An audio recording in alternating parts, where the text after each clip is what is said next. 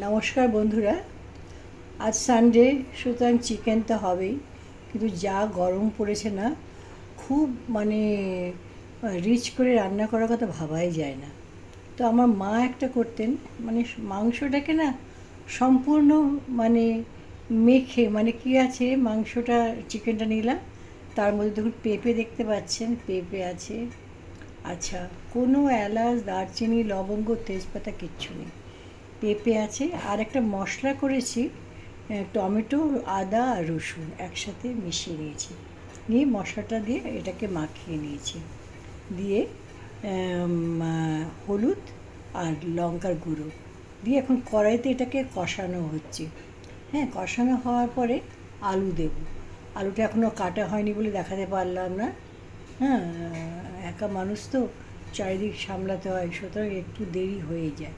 তো আলুটা কাটবো, আলুটা কেটে এতে দিয়ে কষিয়ে নিয়ে, মানে যতটা ঝোল লাগে, 4টে সিটি দিলে মাংসটা সুসিদ্ধ হবে। আর একদম সিম্পল, আর একটু দেশি ঘি দেব। এটার নাম দিয়েছি সাদা মাটা চিকেন। আপনারা করবেন, খুবই ভালো লাগে।